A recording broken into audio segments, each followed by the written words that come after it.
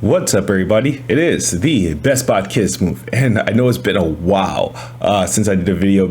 It's been holidays, new console launches. I've been playing a whole lot of video games, and a lot of video games I've been playing is actually we're going to discuss in this video today. So I've been pondering, man, what's going to be my next video? What's going to be my next video? Do I want to review Assassin's Creed Valhalla now that I beat it? Do I want to talk more about what, let's say, Call of Duty or some other things, Cyberpunk, but everybody's been on that. Do I do a top 5, top 10 games of 2020?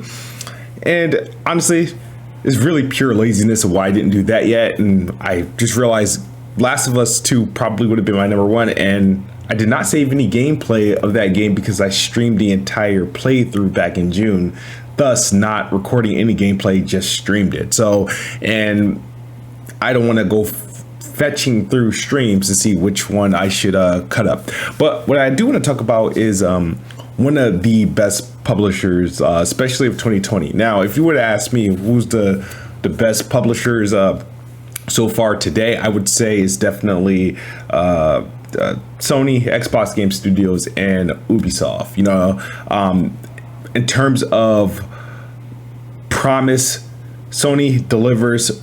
Ubisoft is just consistent as it can be, and Xbox, you know, definitely promising of what they can do and how much diversity they have over there. But today I want to talk about Ubisoft and why they probably were the best third-party publisher of 2020 and likely the best publisher that we currently have. You know, I know, you know, Capcom has had their run with their, you know, high mark releases in, I believe, 2019, 2018. EA is, you know, they're consistent, but it's typically the same thing, and they only really get high praise when they drop a decent Star Wars game. I'm not really feeling the current one. Now, Ubisoft, though, I've always been saying like high praises for them for quite a while. I've loved what they did with the Assassin's Creed franchise and changed it and turned it more to like this, you know, RPG experience. A lot of people, I guess, don't share the same, you know, opinion I do, and which is fine. But this year was a special year because you have next generation consoles and you have, you know, the holiday season, and Ubisoft just came at the right time, even through like the COVID pandemic, and just release quality tier games. And I believe that they have, if I were to make a top 10 or a top 5 games of 2020, 3 of their games would be right there, you know what I mean, in that list in the midst of everything. So let's talk about their first release. Let me stop. Ubisoft releases tons of games, but these are the games I care about, or the games I think are kind of really defined Ubisoft for this year. And we're going to start with Watch Dogs Legion. It was this was a game that kind of surprised me most, and believe it or not, I've been jollying back and forth. Which one do I like the most? Is it Watch Dogs Legion or do I like Valhalla? And I think what happened with Watch Dogs Legion is just it was the game that surprised me the most because I wasn't expecting much. I didn't really care for the first Watch Dogs, and actually didn't appreciate it until earlier this year when I decided, you know, let me just finish my playthrough, since I think stopped like maybe 40% into the game. Watch Dogs 2 I did not like at all, and I don't see myself going back to that game. And then when I got Watch Dogs Legion, I was just shocked because it started out well and it continued to be well, and I was enjoying it, and then I never put it down, and I ended up playing it through completion, and now I'm just patiently waiting for some add-on content. You know, there was a lot of things that I did like about this game. Visually, I thought it looked good. I thought they fixed a lot of the errors that previous games had. It was just like this open sandbox, kind of like a freedom game. I felt like Ubisoft was not, you know, trying to hold the player down to do one particular thing. This game is like lets the player kind of determine how they want to play and who they want to play as, while still being able to get its story across and making it work amongst many different characters. I enjoyed like the combat, mission layout.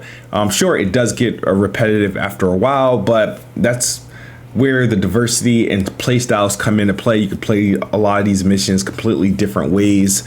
There's a ton of content there for the players, and with the content that's promised, this game definitely have legs, and is currently waiting for a multiplayer, which is expected to release early 2021.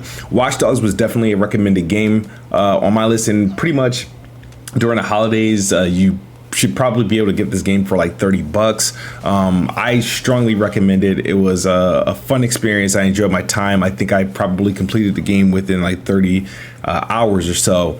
The next game obviously is game of the year contender to me, and it's been that way for the last 3 releases. Assassin's Creed Valhalla. It's a pretty much another game in the post-original Assassin's Creed saga, open world RPG. Obviously, Origins took place in Egypt. The Odyssey was like, was it Greek or it's? But in this game, it's taking place in like Norway, England. Your Vikings, Norse mythology, and this game was just. No, it was brilliant. The story is dope. Graphically, the game shines. It's taking advantage of the next gen hardware in regards to Xbox Series and PS5, offering 60 frames per second mode, which is the most optimal way to play the game. I sunk 98 hours into this game, and that's just me getting through the main quest and some side pretty much content. It was tough. Not that it was hard, it was just that there's a lot there in this game. Assassin's Creed games is very easy to get sidetracked and like kind of just like off to another direction and start doing different things that literally just suck time away. And I thought with this game, for some reason, this game was harder to stick to the story path, but overall the characters introduced, the things that you had to do as Eivor, I definitely recommend playing as the male Eivor character. It was just another cool experience.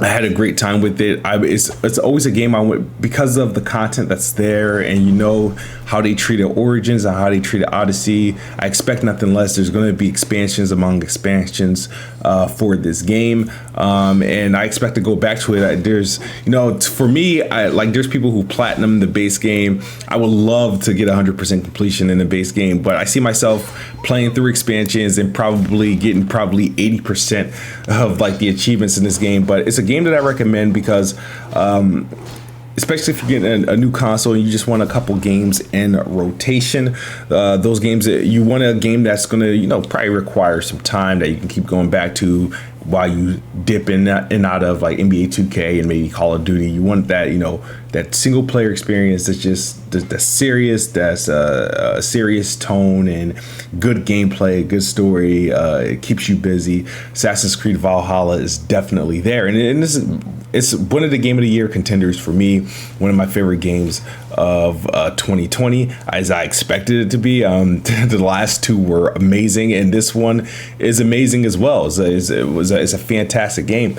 Another game I kept my eyes on from Ubisoft, which released later. It's the last game to release from them in 2020. It's Immortals Fenyx Rising. Now this one, I thought it was going to be more like another Assassin's Creed game, which that's why I didn't jump into it immediately.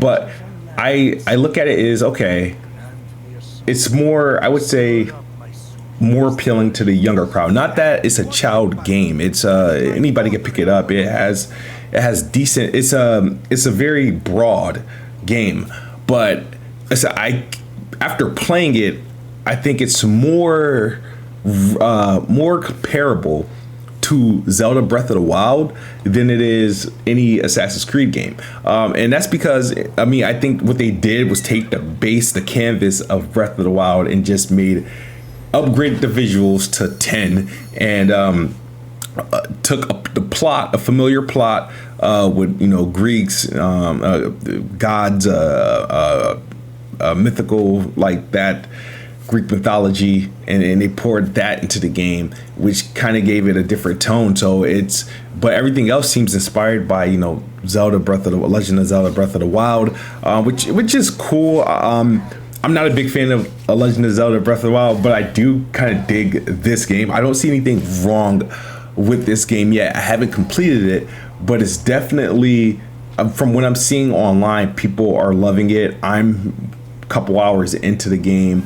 My character right now is at a decent level for the early parts that I am in the game, but the game is vibrant. It's pretty. The character creation I wish could be a little bit better, but for what it is, they did a good job. But the storytelling here is phenomenal, and the battles and the puzzles and the platforming, it's just open arc of things that you can do in this game. It's pretty incredible. Now, the thing about this one, I feel like this would be the type of scenario where you choose this or Assassin's Creed, because I don't see this game being like a short experience. It's probably going to take you somewhere like 30 plus hours to complete. It is another open world, big, expansive game full of stuff to do. It's just the tone is different. It's brighter. It's more kid friendly.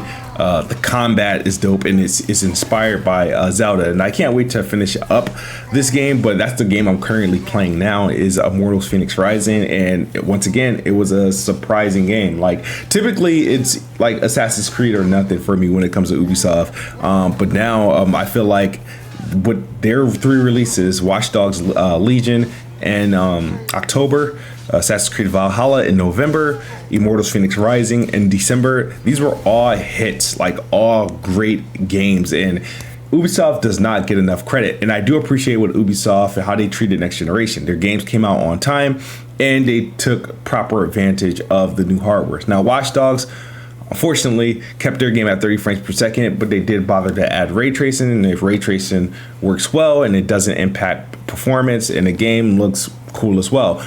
Should they add a 60 frames per second mode in the future, it would be greatly welcome, because overall it is a dope game. Assassin's Creed Valhalla, 4K 30 or dynamic 4K at 60 frames per second, and then they did a couple updates, but for the most part, I've been playing the game on Xbox, and the performance has been superb, and it seems it's been getting better with every update, and I have really no complaints outside a couple glitches, bugs that the game Assassin's Creed games typically have. It's taking advantage of the next generation consoles in a proper way.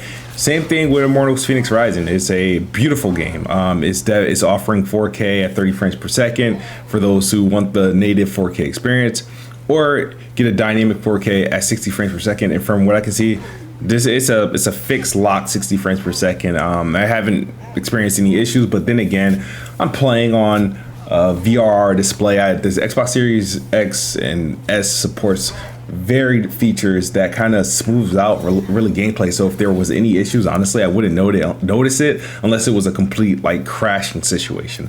But overall, these are 3 remarkable games by Ubisoft, and I'm looking forward to Ubisoft 2021 offerings. But right now, their 2020 is definitely up there, and I think these guys deserve some respect. A lot of people write off Ubisoft games as just another passing, like, people typically, because Ubisoft has this sort of formula with their games, open world, busy work, right? That's how people look at it. And sometimes, if it can be, and it's not for everyone, but I feel like their games, they have a good pool of games that just can, resonate with anyone. And if you don't like Assassin's Creed, maybe you like Watch Dogs, and if you don't like Watch Dogs, maybe you like a game like Immortals. But these are games that what they do is they pretty much, they don't rob you in terms of like getting your money's worth. They give you a game and they want you to experience that game for as long as you possibly can before finishing it.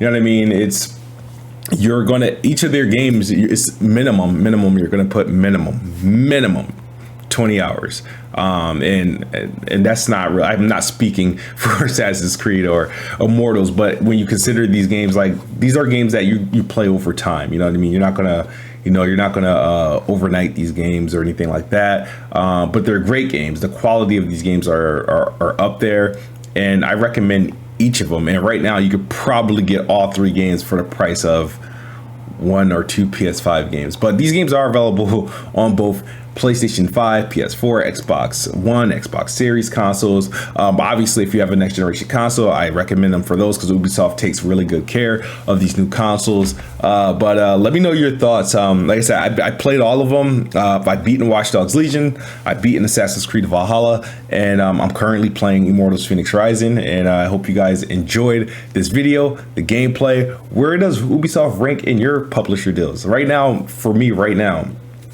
by the way, I'm biased. It is Sony, Xbox, Ubisoft. Now, Sony's just there out of respect. I don't play every Sony game, but they drop at least like 2 hits pretty much annually, 2 hits annually. I either like them, I usually love at least one of them though. So that's why, you know, you got to put them there.